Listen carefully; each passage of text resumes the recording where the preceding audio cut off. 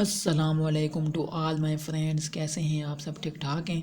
आज की जो वीडियो है ENG 201 की, ये मैं बना रहा हूँ शॉर्ट क्वेश्चन और लॉन्ग क्वेश्चन के बारे में। इससे पहले मैंने MCQs वाली वीडियो जो है वो अपलोड कर दी है।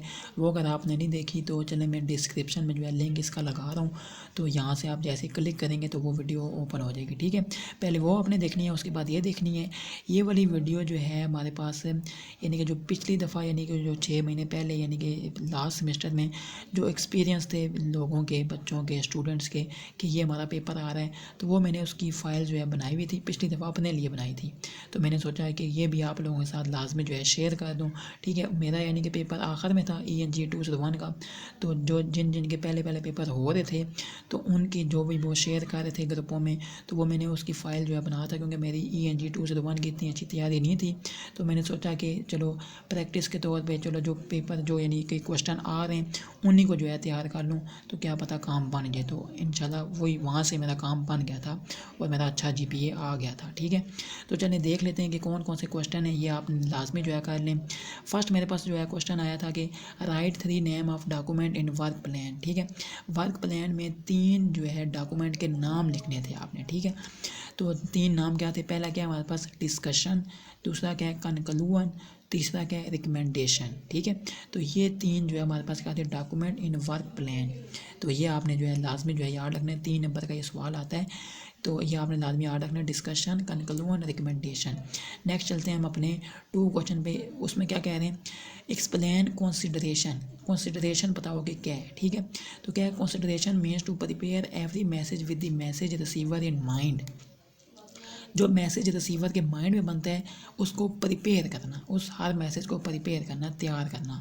Consideration is very important in effective communication. Consideration जो है बहुत इंपॉर्टेंट है इफेक्टिव कम्युनिकेशन में।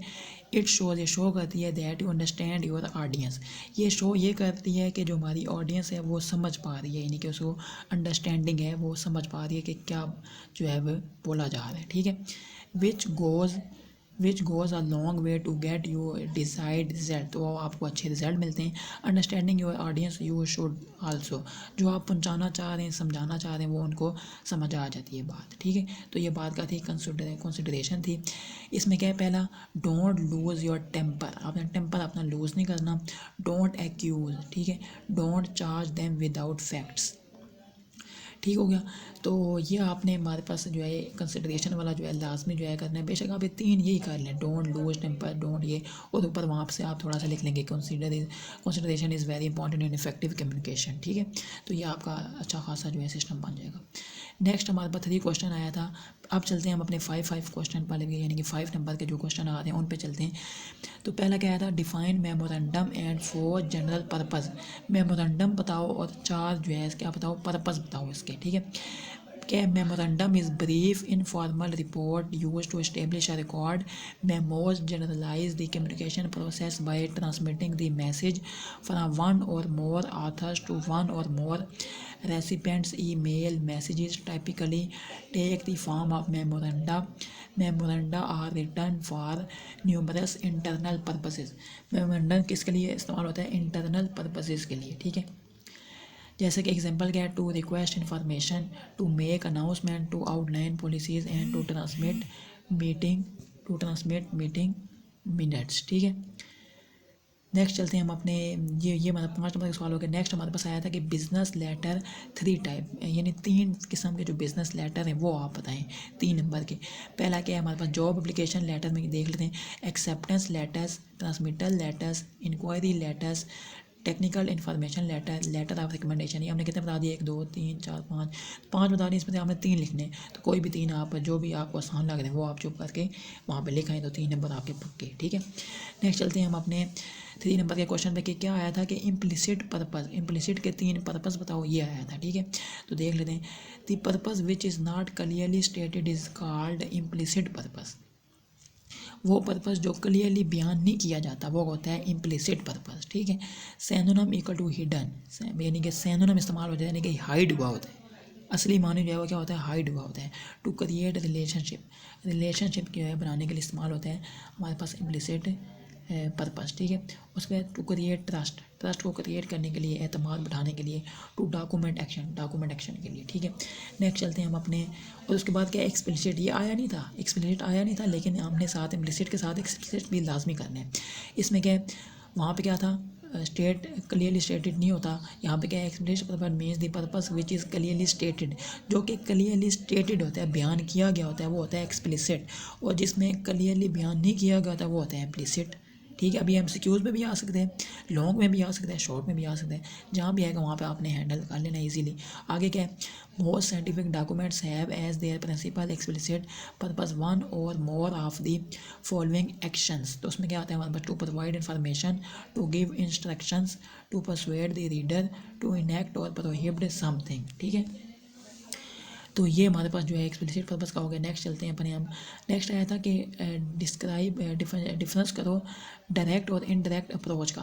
पहले हम देख लेते हैं डायरेक्ट अप्रोच क्या है, वो क्या होती है, डिडक्टिव होती है। ये याद रखने के बाद हमने क्या होती है डायरेक्ट अप्रोच, डिडक्टिव मतलब क्या इसका, it means putting the main idea first followed by evidence, पहले आपने एविडेंस देना है।